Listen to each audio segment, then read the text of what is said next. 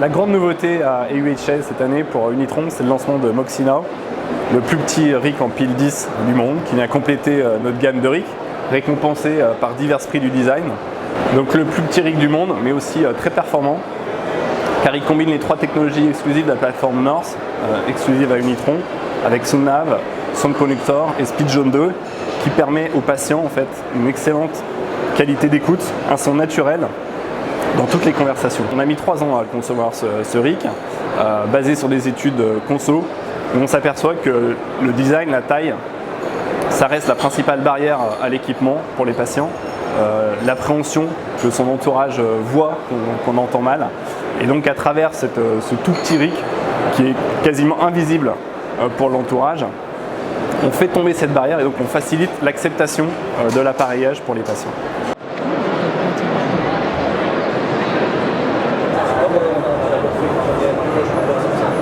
C'est la première année que Audix est au congrès allemand en tant qu'exposant.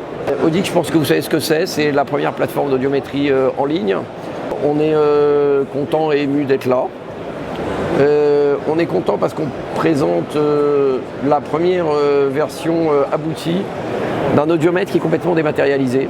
L'ensemble des transducteurs qui peuvent se connecter à Audix et on peut enfin offrir aux professionnels une expérience qui est complètement web et digitale. Ça veut dire que tout notre matériel est plug and play. On le plug et on peut travailler. On n'a plus besoin d'attendre un technicien. On n'a plus besoin de gérer la calibration. Tout ça est inclus dans le matériel. Au niveau de ces mesures qu'on va pouvoir faire un petit peu partout, comme on est les premiers au monde et qu'on a une certification pour NOAA Mobile, on a la possibilité de retrouver ces données directement déjà intégrées dans la base de données NOAA le lendemain ou quand on retourne dans son centre. Ce qui a aussi beaucoup de valeur pour pouvoir suivre les choses et aussi suivre les choses de façon groupée. Si on a différents sites à suivre en même temps, on va pouvoir avoir une remontée des données. Alors qu'avant, un audiologiste il devait se promener avec un audiomètre, où il devait avoir un audiomètre à côté de lui pour exister. Maintenant, il a juste besoin d'internet. Il peut prendre un casque comme ça, par exemple, ou même, plus sympathique, des inserts dans sa poche.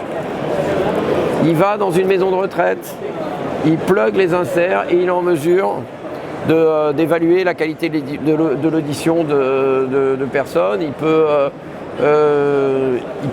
passer d'un centre à l'autre. Il peut aller au domicile d'un patient qui aurait une difficulté pour venir.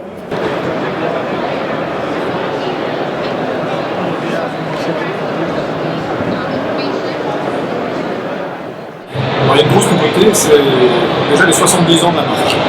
Ça fait 70 ans que la marque existe, en 1946, mais en 2016. Ça, c'est comme une histoire, ça montre la pérennité aussi de la marque, son histoire, son évolution, l'évolution de ses produits.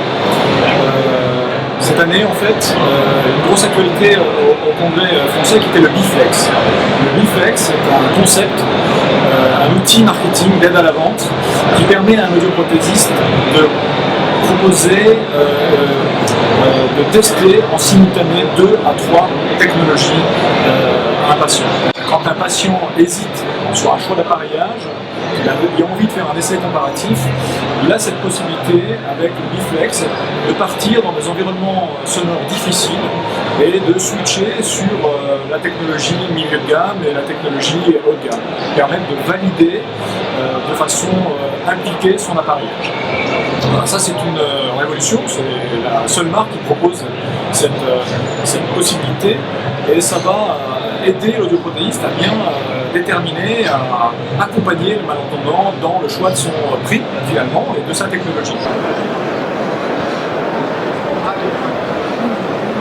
Le logiciel est un logiciel qui a été réalisé pour fonctionner avec le matériel d'audiométrie Mederix.